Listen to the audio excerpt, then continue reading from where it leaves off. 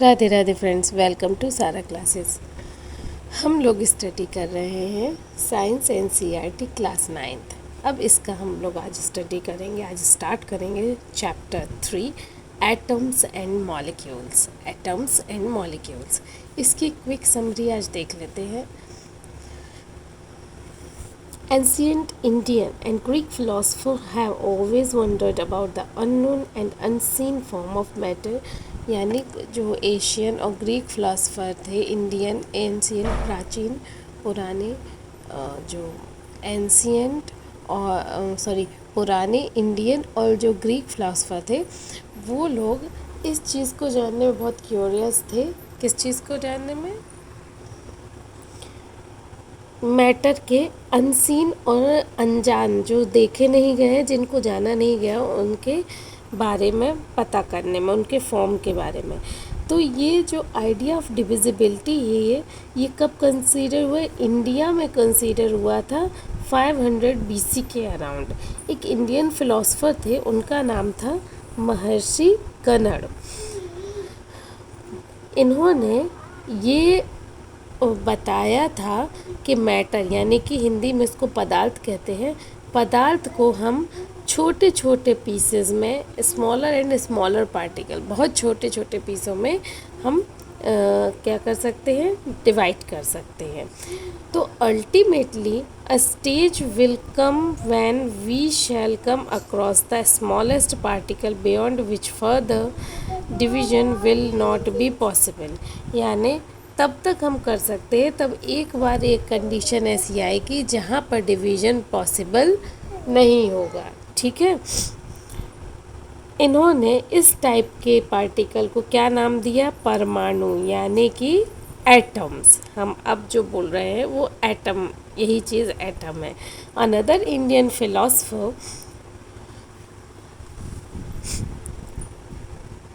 पकुदा कत्यामा, इन्होंने elaborate this doctrine and said these particles normally exist in combined form which gives us various forms of matter. इन्होंने ये बताया कि जो particle होते हैं वो एक कंबाइंड फॉर्म में होते हैं और ये हमें मैटर के अलग अलग फॉर्म देते हैं। Around the same era, ancient Greek philosopher Democritus and Leucippus, इन्होंने सजेस्ट किया, if we go dividing matter, यदि हम मैटर को डिवाइड करना स्टार्ट करें, a stage will come when particles obtained can not be divided further. यानी वही चीज़ जो महर्षि कन्नड़ ने इतने टाइम पहले हमको बताई थी, वही चीज़ ये बता रहे हैं कि वही मैटर को डिवाइड करने पर एक ऐसा स्टेज आएगा जब वो डिवाइड नहीं होगा। Democritus called these individual particles atoms, meaning indivisible. ठीक है। डेमोक्रिटस ने इसको एक नाम दिया। क्या दिया नाम? एटम्स, यानी कि इनडिविजिबल, ये डिवाइड नहीं हो सकता है।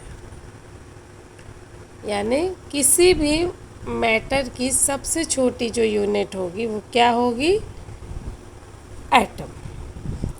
All this was based on philosophical considerations and not much experimental work to validate these ideas could be done till the 18th century। ठीक है ना। ये सब एक फ़िलॉसफी पर बेस्ड था, इसका कोई एक्सपेरिमेंटल वैलिडेशन नहीं था। कब तक? 18th सेंचुरी तक। By the end of 18th century, जब 18th सेंचुरी एंड होने वाली थी, scientist recognize and difference between elements and compounds and naturally became interested in finding out how and why elements combine and what happens when they combine। यानी उस time पर ये मतलब लोग जब ये पता चलने लगा कि एलिमेंट क्या होते, कंपाउंड क्या होते, तो उन्हें ये भी धीरे धीरे इंटरेस्ट आया कि एलिमेंट कैसे बनते हैं। ठीक है ना। और उनको कंबाइन कैसे करते हैं। Antony L. Levisheur laid the foundation of chemical science by establishing two important laws of chemical combination. तब एक साइंटिस्ट कहेंगे एंटोनी लेविजर, इन्होंने एक केमिकल साइंस का फाउंडेशन रखा जिसमें इन्होंने दो लॉ बनाए केमिकल कॉम्बिनेशन के। ठीक है, तो हम ये लॉ देख लेते हैं, इनके नाम देख लेते हैं, कल से हम इनको पढ़ना स्टार्ट करेंगे। लॉज ऑफ केमिकल कॉम्बिनेशन ये दो तरह के हैं।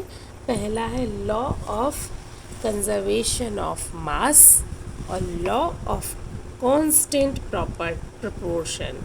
तो हम पहले कल स्टडी करेंगे laws of conservation of mass, और नेक्स्ट क्लास में लॉ ऑफ कांस्टेंट प्रपोर्शन।